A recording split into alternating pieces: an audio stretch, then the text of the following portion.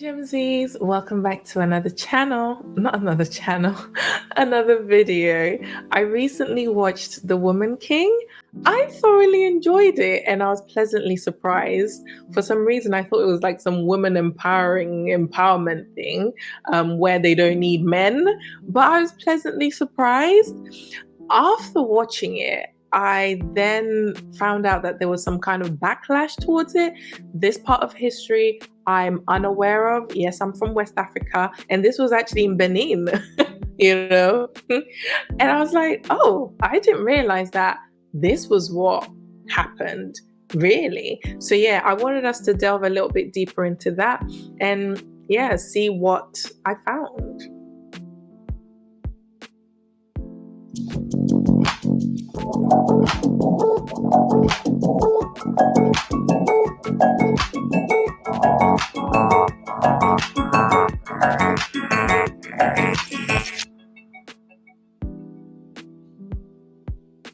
The Woman King, the brainchild of social justice activist, producer, and former actress Maria Bello and Dana Stevens, is in theaters.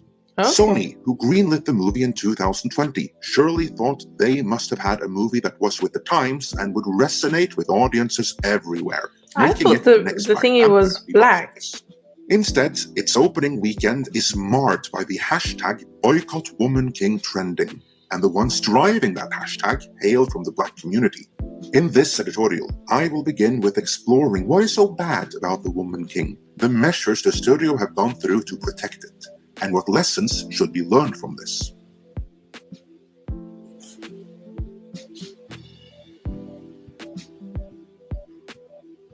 Now, full disclosure, this is a part of history that, like most, I am not too familiar with. My fellow YouTuber and good friend Mr. H Reviews has done his research on the matter though. So this first came on my radar through his video on the topic and our subsequent discussion on it, both of which you will find linked in the description. Since then, I have done some reading on the topic myself, and while I by no means can claim any kind of expertise on the topic, it is pretty clear, even from a superficial reading, that the Dahomey were villains. To the point where one can assign terms like good or evil, they were, without a doubt, and without much grey area, sheer evil. They weren't merely slavers, they were practically perpetrators of genocide. History versus Hollywood writes, and I warn that this is a graphic account. The Kingdom of Dahomey was a bloodthirsty society bent on conquest. It was customary for the Dahomey to return home with the rotting heads and genitals of those they killed in battle. They conquered neighboring African states and took their citizens as slaves, selling many in the Atlantic slave trade in exchange for items like rifles, tobacco, and alcohol. Many of the slaves they sold ended up in America. They also kept some slaves for themselves to work on royal plantations. The business of slavery is what brought Dahomey most of its wealth. For them, it very much came down to either enslave others or become enslaved yourself. The women warriors, the Agoji, fought in slave raids along with the male fighters. There are accounts of Dahomey warriors conducting slave raids on villages where they cut the heads off of the elderly and ripped the bottom jaw bones of others. During the raids, they'd burn the villages to the ground. Those whom they let live, including the children, were taken captive and sold as slaves. The movie strategically downplays this part of Dahomey's history, so as not to complicate the story with the truth. Each year in Dahomey, roughly 500 slaves and criminals were mass executed in large-scale human sacrifices during the religious ceremonies of a festival known as the Annual Customs of Dahomey.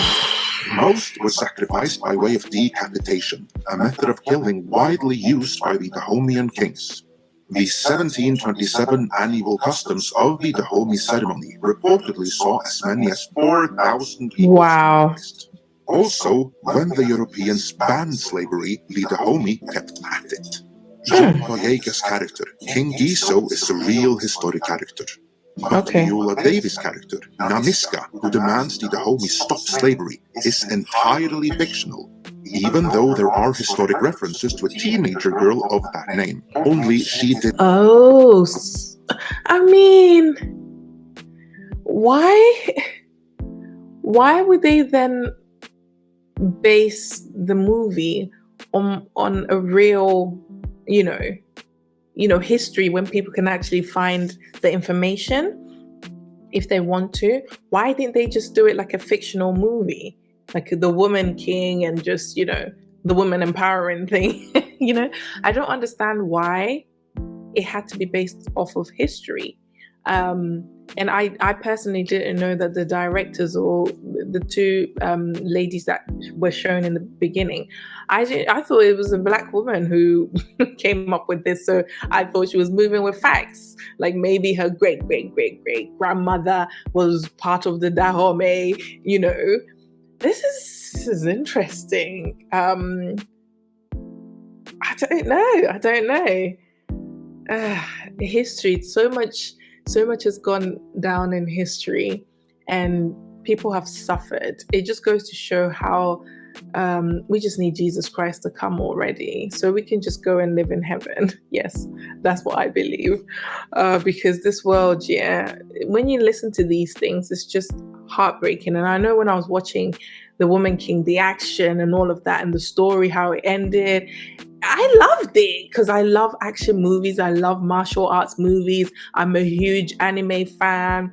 I love action, but I watched it as fictional. But then because I thought this was like based in Benin, I was like, wow, we're sister countries. I'm from Ghana and they're close to us. So I was like, wow, that's how they gained their independence. That's what I was thinking, not knowing that they probably came to Ghana and grabbed some of our people, because I know with our castle in Cape Coast where the slaves were, I'm yet to go to that part of Ghana. Not even that part of Ghana. I've been to that part of Ghana, but I just haven't been to the castle because I just couldn't bring myself to, experience what the slaves went through. But I will do it. I will do it at some point. But I know I need to be mentally prepared for it, because it's just, it's just gut-wrenching, really. Didn't demand slaves be freed so much as she beheaded them. In other words, the movie The Woman King takes some extreme liberties. Of course, that is nothing new. Movies like 300, The Patriot, and U-571, to mention but a few out of many, have changed some events or ignored some context for the purpose of furthering a narrative. But the liberties taken by The Woman King go beyond that, and well into overt falsification of history territory. It's one thing when a Marvel movie does it, or a genre flick like The Mummy, because they never claimed to be historically accurate in the first place, or based on real events. The Woman King does both. That is the key difference here.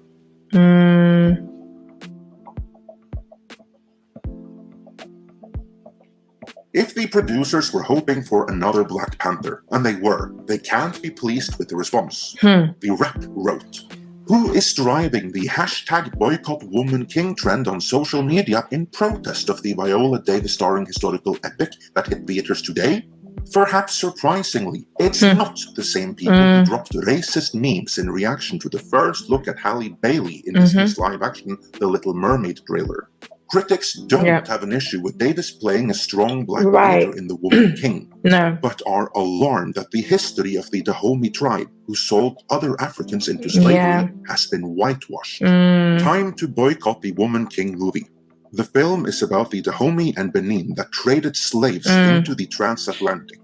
This may be the most offensive film to Black Americans in 40-50 years, wrote Los Angeles attorney and producer Daniel Moore. Let's be honest, folks. It's a movie about an African tribe famous for selling slaves to Europeans that was made into a female empowerment story by two white women writers. You don't have to be very woke to see the problem here, wrote one Twitter.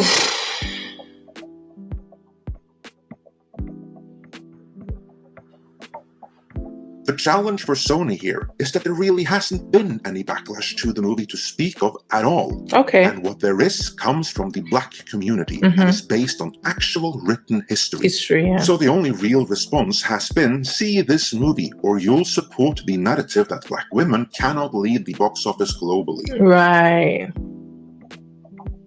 It's a catch-22 situation, isn't it? The tragedy here is that if you ignore the falsifying of history, The Woman King is, by all accounts, a very good movie.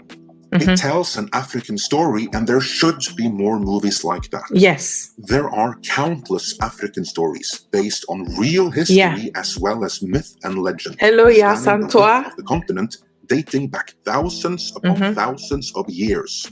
And these stories should be told and presented to a wider audience. So that is not the issue. Why didn't they pick Yasantoa, a female warrior for alongside, to get the big six out of the Seychelles? Why did they not pick that? Because at least Ghana, we gained independence. We would not, we won't talk about the Fantis just yet, selling us for food. Why? Because I'm Ashanti. Don't come for me. I'm just playing around. But yeah, I don't know why. What was the motive? Maybe you might speak of it. The issue here is that to lead what could and should be a charge, Sony chose to back two white social justice activists in telling a lie and a falsification of history. They didn't tell an African story. They told a story that fits their revisionist and subversive agenda. That is the issue here. Sony got played and made the wrong movie. One can only hope that they and everyone else will recognize it and not let that deter them from telling actual African stories that should be told in the future. Let me know your thoughts on this. I get that. It's like, why couldn't we make it accurate? Why couldn't we pick the ones that were empowering this? Because we have a lot of empowering stories in Africa, if that was really the motive. So what was really the motive? Like, people in the comments were not, they were not happy. Let me see. I think there was a Lupito one here as well. That's it. Because apparently she was meant to be part of it and declined the role. So I want to know what happened. Why that was. Because I love Lupita and I'm looking forward to watching Wakanda. Martine's great-grandmother, Yaga, was enslaved but remained on African soil. On the beach at Ouidah is a memorial. It bears witness to the fate of thousands of prisoners that the warrior women captured by order of the kings. Wow. To be sold to Europeans into the transatlantic slave trade. It was very emotional, very overwhelming to consider that side of the story, We've heard a lot about the valor of the Gautier, how unstoppable they were, but until now I hadn't really heard the other side of the story, We came down from this historic, almost like glorious remembrance to just the hard, brutal truth. Ooh, sorry.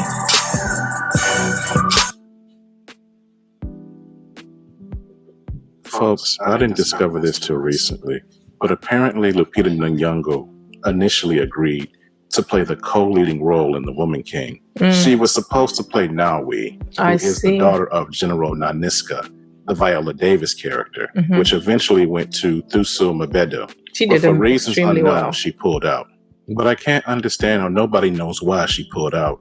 I was able to find plenty of articles going back to 2018, noting her agreement to play the role. And I found a couple of articles afterwards announcing that she pulled out, but nothing to explain why. Right. What I was able to find was a documentary she did back in 2019 about the Dahomey Kingdom and the Agoji warriors. Right. That's where she learned the true history of who they were.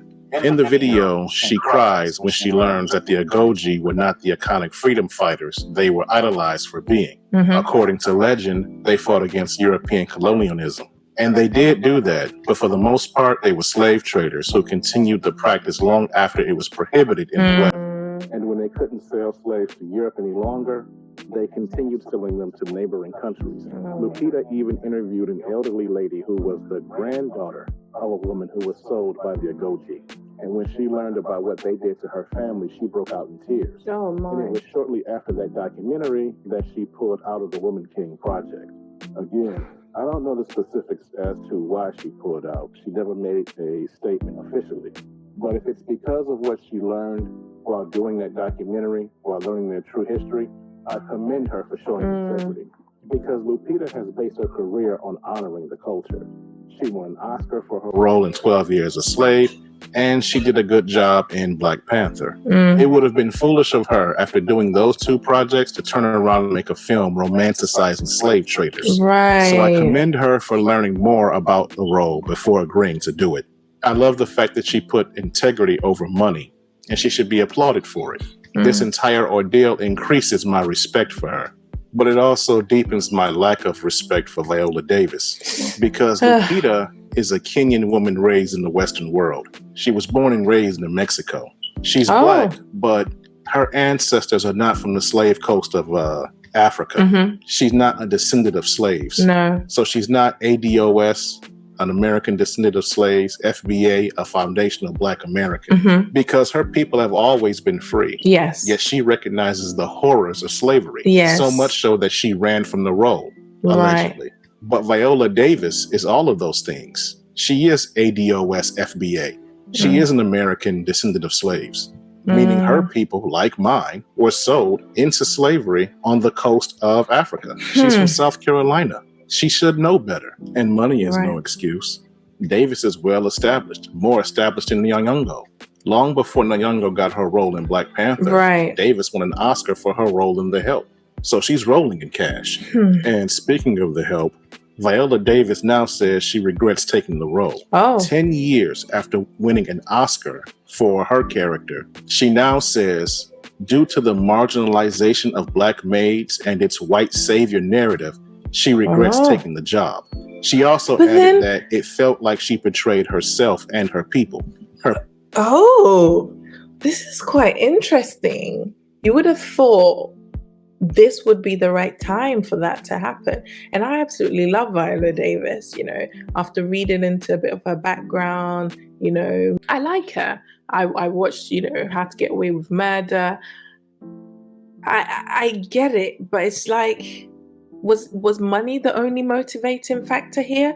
I guess I just wish they stripped it away, or should I say they detached it from history. Why couldn't they just tell a story, a standalone story? Why did they have to mar history? That's what I want to know.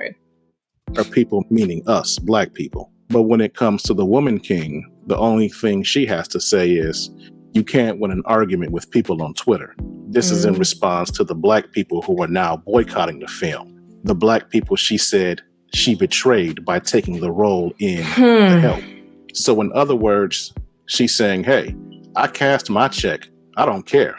And see, that's fascinating to me, how someone outside of the ADOS FBA community, like Lupita Nyong'o, could have more sense than someone from it, like Viola Davis. But it's Hollywood. And as they say, everybody has a price, apparently. That's all I wanted to say about it. Oh, my. You know, it's sad. It's sad. It's just, I don't really know. I'm not here to give any advice, really. It was just informative for me. I didn't know this part of the story, you know, the background to it. I still enjoyed the video. I still enjoyed the movie. But I just wish...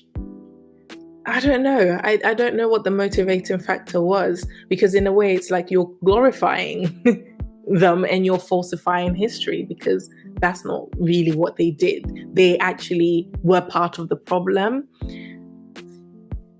What was the agenda? Anyway, that is me for today. Thank you so much for watching. I hope you enjoyed this short video. I think it's short. Anyway, until next time, take care and God bless. Bye-bye.